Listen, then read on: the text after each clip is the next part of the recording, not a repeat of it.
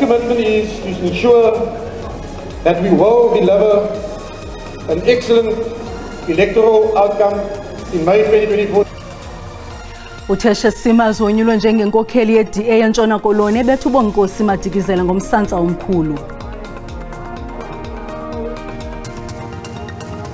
Batsala nzima abahlali kumasipala othwaxwa zingxaki amathole eMpuma Koloni njengokuba lo masipala usoyisakala ukubanika inkonzo yamanzi.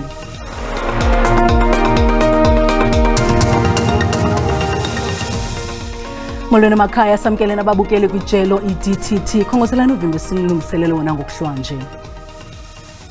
Inkokheli entsha ye-DA eNtshona Koloni uTheshe Simas uthi uzive thobekile ngokunyulwa kwakhe kwindawo ephezulu yalombutho kwiphondo. uSimas ufumene amanqaku ayi-64.5 ekhulwini ebethwa obekwajonge esisikhundla uBonginkosi Madikizela ngomyinge omkhulu. Uthi umbono nenjongo yakhe kukukhulisa lo mbutho ugqithe kuma-60 ekhulwini kwiphondo nokukhusela isikhundla se-DA kuzwelonke kunyulo lonyaka ozayo.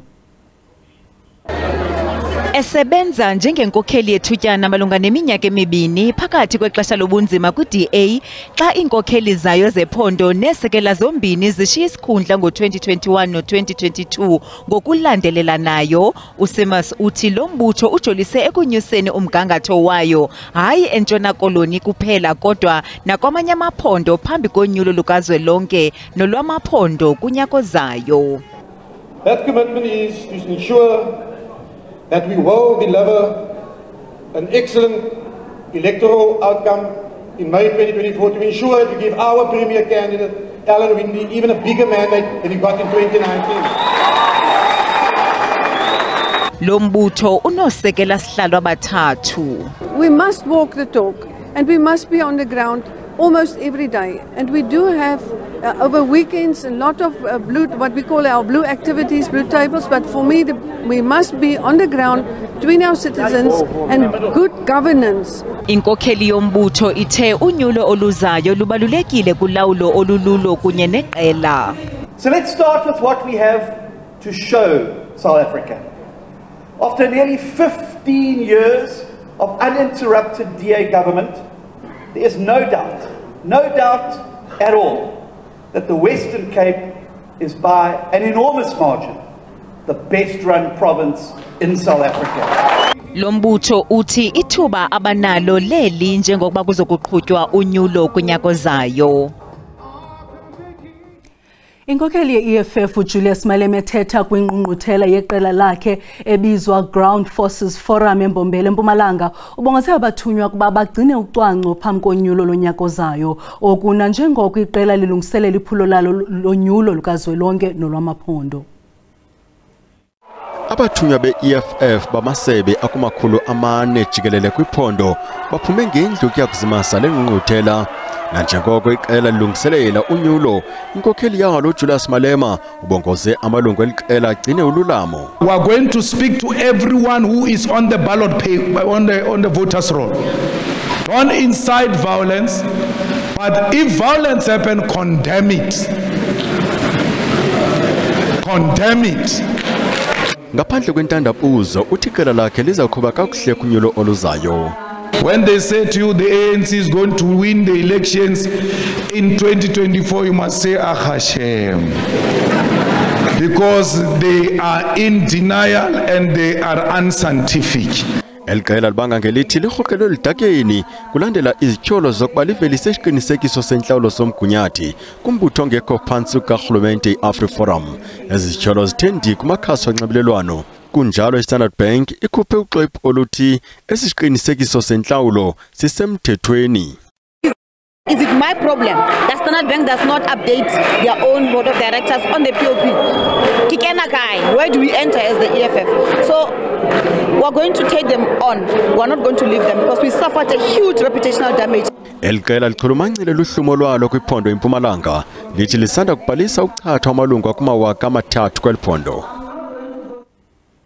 Umongameli we-IFP umnumzana Velenkosini Hlabisa ubongoze abembeli loMzantsi Afrika ukuba baqinisekise ukuba babhalisela uvoto ukuze bathathe inxaxheba kunyulo lukazwelonke kulonyaka ozayo. Okahlabisa ukuthethe okungethuba kuphehlelelwa iphulo lokugaya inkxaso lenkqubo yamavolontiya e-IFP olundi kumantla KwaZulu-Natal. Amakhulukhulu amavolontiya nabaxhasi beqela le-IFP baphume ngobuninzi zokuzimasa umsitho wokuphehlelelwa kwephulo lenkqubo yamavolontiya lombutho nanjengoko i-IFP ilungiselela unyulo likazwelonke kulo nyaka uzayo. La mavolontiya aza kujikeleza eli phondo ekhuthaza abantu kuba baphume ngobuninzi beyokubhalisela unyulo likazwelonke lo nyaka ozayo. I-IFP ithi nangona ikhuthazeka inkxaso eyifumanayo kubavoti ayinakwehlisa umxakatho. I-IFP liqela eliphikisayo eliphambili kweli phondo laKwaZulu-Natal kwaye ikwindawo yesihlanu ngobukhulu epalamente. I-IFP ithi izimisela ukubuyisela kuyo ulawulo lweli phondo laKwaZulu-Natal. The score is 10-1 in favor of the IFP against ANC in KwaZulu-Natal.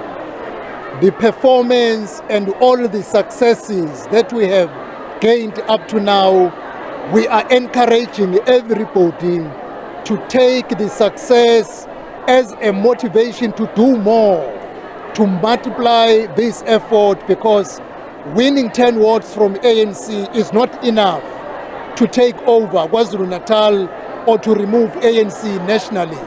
Ukuphehlelelwa kweli phulo yindibano yokuqala yamalungu e-IFP ebanjiweyo susela ukukhothama komsunguli weli qela uNkosi Mangosuthu Buthelezi. Kubonakala ngathi umasipala othwaxwa zingxaki amathole eMpuma Koloni uyasokola ukuzisa inkonzo yamanzi eluntwini lwalengingqi. Amawaka abahlali balengingqi abawafumana amanzi acocekileyo.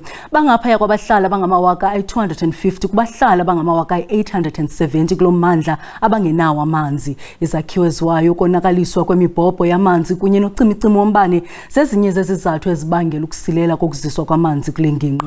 Lo masipala ubamba inkomfa yokuzama ukufumana isisombululo kule ntsindaba dala. Amanzi ngundoqo ikwalilungelo elidingekayo, kodwa kwezinye indawo zesithili zasemathole ukufumana amanzi acocekileyo ngumngeni ide ibe sisiqhelo ukusela amanzi kunye nezilwanyana. Le meko ayinyamezeleki eluntwini. Sichaphazeke ezitholetini, sichaphaza abantwana baye ezikolweni phozi kuthiwa ezikolweni akho manzi so babuyiswe. I-washing zethu sizivasa emilanjeni vasa neebhokhwe neenkomo yonke laa nto. Sinawo tata abahlala ezindlini abatya itreatment. Funeka sibenzele isidudu ngalamanzi. Siwaqale siwabilise. Sipheke isidudu.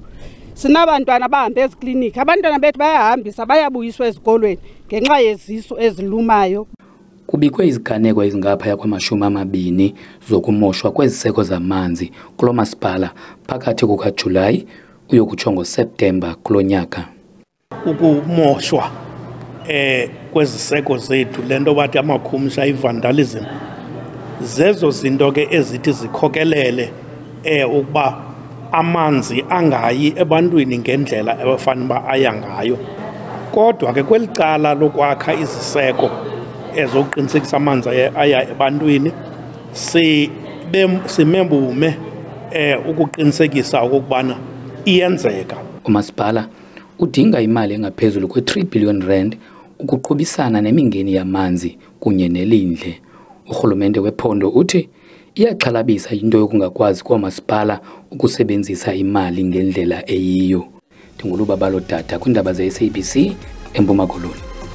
I-Freedom Front Plus ithi iqinisekile ukuba iphondo laseNtshona Koloni liza kulawulwa ngurhulumente obambiswano emva konyulo lukazwelonke kulo nyaka uzayo. Eli qela likwamemelela amalungu nabaxhasi balo ukuba babhalisele uvoto. Eli qela likwenze oku ngethuba liphehlelela iphulo lalo lokugaya inkxaso eKapa eNtshona Koloni. Baphume ngobuninzi abaxhasi beqela le-Freedom Front Plus bedibene kwibandla i-Every Nation eGoodwood eKapa. Inkokheli ye-FF Plus ikhuthaze amalungu kuba abhalisele uvoto kule mpelaveki izayo. Remember that. Understand your electoral system. Understand the voting procedures so that you do not waste your vote. And we must remember, every vote counts. Le nkokheli ithi kubalulekile ukuba abantu abakulungeleyo ukuvota baziqonde inguqu ezenziweyo kumgaqo wovoto. It is very important to know that there's a change in the Electoral Act in terms of independent candidates.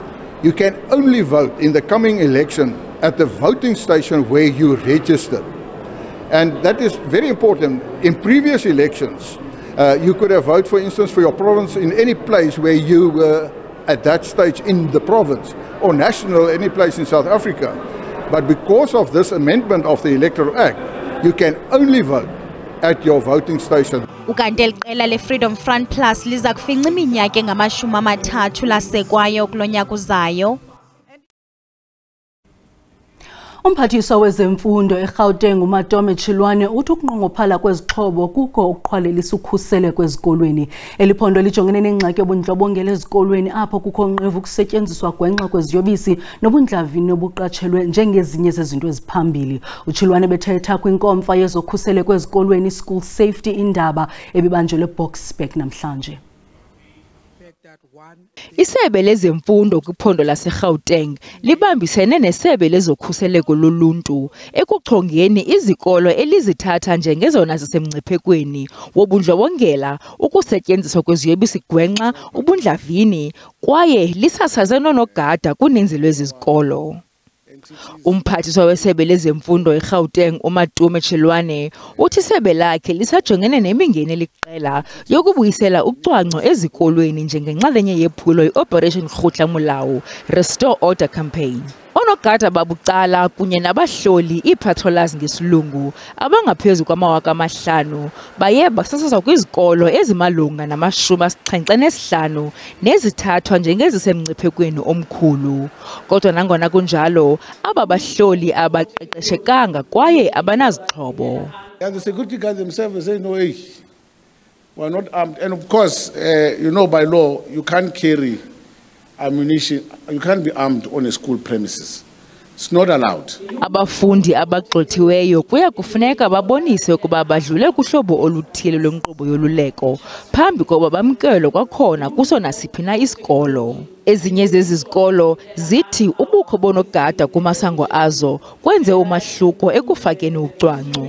The issue of drugs, some learners still smoke before they come to school, but selling of drugs like marijuana and other sort of drugs, they are very, very minimal. Umphathiswa uthi izikolo kufuneka zisebenzisane namapolisa ukuqinisekisa uzinzo ezikolweni. uMzantsi Afrika unengxaki yokunqongophala kwechiza lesifo seswekile. Loo nto ikhokelele kubeni ingcali zonyango zivakalisa isilumkiso iyeza libizwa ngokuba i-glucagon-like peptide 1 receptor agonist elisetyenziswa xa iswekile isegazini phezulu kakhulu linqongophele ngenxa yokusetyenziswa kwalo kwihlabathi jikelele ngabantu abafuna ukunciphisa imizimba abaquka i-social media influencers. Ichiza lesifo seswekile libhalwe phantsi kwamagama ohlukeneyo kwihlabathi jikelele, kodwa elona gama laziwa kakhulu yi-Ozempic. Ngelixa iinkampani ezixuba amayeza zisokola ukuhambiselana neemfuno, iingcali kwezonyango zithi anqongophela amachiza. There is a shortage of a very particular form of diabetes medication. There are many different types that we use in diabetes. Zikwalumkisa malunga nesi sifo. The reality is when patients come back and they've been doing well and having quite good glucose control and they come back and they haven't been able to get stock, we see immediately that the blood glucose levels, and we test their 3-monthly average HbA1c, and those levels do go up. Uqhuba athi when these medications were first developed, it was to treat type 2 diabetes, and they're very effective in lowering blood glucose levels. But the added benefit was seen that patients also lost weight. So then research and development went into saying, well, could they be used as standalone agents for the treatment of overweight and obesity? Anyogqirha ukuba bayeka ukumisela iyeza lokunciphisa umzimba ngelixa bekhuthazwa impilo ecocekileyo nendlela yokuphila eyiyo abo bajongene nokwehla kwemizimba yabo. Ukhunjulwa kutshanje kweminyaka e-150 yokusweleka konkosi Maqoma ngo-1873 kunike ithuba lokuba kukhunjulwe imbali eselilityelwe yomntu ontsundu kweli. Umqhelo washiywa ligorha lubumbano nokuzincamela isizwe nowawubaluleke kakhulu ngenxa uMzantsi Afrika ukwimfazwe yeminyaka elikhulu. Ubugorha beliqhawe kunye namanye anjengokumkani Intsaba uqaqanjiswe kwincwadi ebhalwe nguGqirha Jongi Class esihloko sithi Triangle of 100 Years. Ukanti sinaye apha kumagumbi ethu sasaza uGqirha Class esisakhe simncambazise ngale ncwadi umonde tyebe imbali yeli. Gqirha Klasi siyakwamkela. Khasixelele ngesihloko sale ncwadi intsusa yaso. Isihloko sale ncwadi singemfazwe ezaliwayo isithuba sekhulu leminyaka kunxantathu weGqeberha iGraafrenet neDutywa. Xolo not neDutywa neGcuwa. Intsusa yale ncwadi kukuzama ukuphakamisa imbali eyafihlwayo nembali engaziwayo ngabantu uba siyithathe silibeke libala. Owona mxholo wale ncwadi uthini? Umxholo wale ncwadi ungendime enkulu eyathi yadlalwa zinkokheli zasebukhosini ezazifana noNkosi uChungwa, uNkosi uNdlambe, uNkosi uMaqoma, uNkosi uThyali, uNkosi uKumkani uSandile noKumkani uYintsa nesizwe samaXhosa. Indima abathi bayidlala njengesona sizwe esikuphela sathi salwa imfazwe ezilithoba isithuba sekhulu leminyaka. Ungathi yintoni ebaluleke ngayo le ncwadi le yenze ukuba uqonde na kanjani nama uyibhali? I think ibaluleke ngohlobo lokuba sikhule singayazi imbali yethu. Injongo yale ncwadi kuba ulutsha nabantu abamnyama jikelele nesizwe nje nehlabathi lazi ngento yoba amaXhosa yayisisizwe esasikwazi ucinga. Yayisisizwe esasomelele, yayisisizwe esasinenjongo, yayisisizwe esabona kubalulekile into yoba umhlaba ukhuselwe. Kubalulekile ke ngokuba bonke abantu bayifunde le ncwadi khona ukuze bazi banzi ngendima eyadlalwa sisizwe samaXhosa ekhusela umhlaba. Okugqibela Dr. Klasi, yeyiphi imbali engundoqo abantu abanokuyicaphula kule ncwadi? Eyona mbali ibaluleke kakhulu yeyoba abantu funeka bayazi into yoba kwezi mfazwe zilithoba amaXhosa oyisamangesi kwimfazwe kaYintsa ngo-1835, oyisamangesi ngemfazwe kaSandile ka-1846, baphinda futhi baoyisamangesi ngemfazwe kaMlanjeni. Yiloo nto eyenza into yoba kuthathwe inkomo ezinetyhefu zisuswa eYurophu zinomhlaza wemiphunga zabulala inkomo zamaXhosa. Yiloo nto kwakuthiwa nguNongqawuse. Le ncwadi ithi ayikho loo nto. Ukoyiswa kwamaXhosa kususwa kwenkomo ezazine-lung sickness zabulala inkomo zamaXhosa khona ukuze kube ngelo xesha ke ngoku inkomo zabo ziyafa. So into ezama ukuphakanyiswa le ncwadi into yoba leli bali sikhule siliva likaNongqawuse yinto engekhoyo leyo. Inyaniso yaloo nto iyayichaza le ncwadi. Enkosi kakhulu. Sibulele ke kuGqirha Klasi, sibamba ngazibini ngexesha lakho. Enkosi kakhulu. Umdlalo wamabhokobhoko uManilipo kuthi uthemba ukuba impumelelo yeqela lakhe kwitumente yendebe yehlabathi izakhuthaza ulutsha lwendawo yakhe eHumansdorp lusebenzela ukuzalekisa amaphupha walo lugcine nengqeqesho. Ethetha kumsitho wokumamkela njengeqhawe eHumansdorp, uLipo wenze umbulelo kwisikolo sakhe samabanga phantsi iGraslachte ngokumnceda lumnika uthando lombhoxo. Yamkele njengeqhawe lokwenene enyentshatsheli zelilizwe. Ebuyisela oludumo apho inkaba yakhe lilikhona, apho esakhono sakhula khona. Isikolo sakhe samabanga aphantsi kulapho uthando lwakhe lomdlalo wombhoxo waphuhliswa khona. Ngokubuyela kwesi sikolo eyintshatsheli, uphinde wawonga esi sikolo kuba kuthiwe ingxenye yesi sikolo ngegama lakhe. That's the way it all started for me, and to get this warm welcoming, I'm very happy and I'm very grateful to be here. Usapho lwakhe luthi goduka kwakhe intshatsheli ndibavuyise kakhulu. We just hoping the best for his future endorsement, and we pray to God. We are a praying family, so we pray to God that God will help him to live out his dream. Isikolo nedolophu apho uLibhoka adlale khona umdlalo wombhoxo nalapha engqeqeze phambili kwezemfundo luvuye kakhulu ngokufika kwakhe. I think it's his determination and his hard work that got him through, and we're so proud and yeah, we just really thank you for coming here. uLibhoka uzobuyela kwiqela lakhe iStormers ngomvulo. Ndwendwela Rato Fekisi kwiindaba ze-SABC eHumansdorp. Sibulele mawethu ngisibuleka indlebe busuku benzo.